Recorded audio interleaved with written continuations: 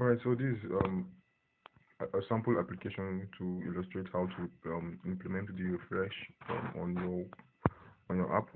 So what I just did is just a web view here that's loading with Google website. So when someone swipe down, it's going to refresh the page, right? As many times as you do, it's going to refresh the page. So this is how you can implement it on your app. So this is the app, right? Now, all I had to do is I'll take everything out and then bring it back in so that you can see how I do it.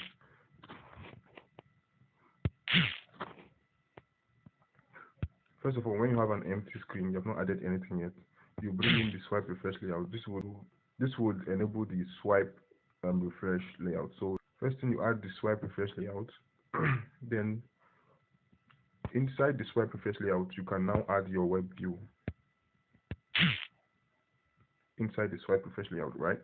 Now you go to the event in the onCreate.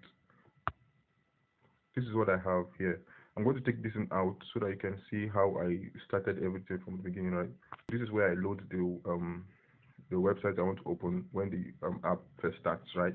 So this next, what you see next is when the swipe refresh layout is refreshed, you swipe down. What you want to do is to refresh the web page. So I'll take this thing out and bring back to start again. So you go to the view tab and then you look for when swipe refresh.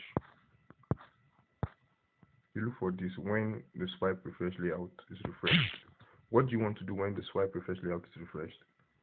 So this is where you control what happens when someone swipes down on the web on the application. So what you want to do is to load a URL when it is swiped down. So you see webview.load URL. Now the URL we want to load is the same URL that is already on the web view, right? So all you want to do is just restart the loading process all over again. So to get the current URL, you don't need to type it again there. You can go and get the URL, the current URL. So just place this here. It's going to get the URL of the page currently and then reload the page. This is what it does. First, you add the webview.load URL, and then next you would get the URL to load, right?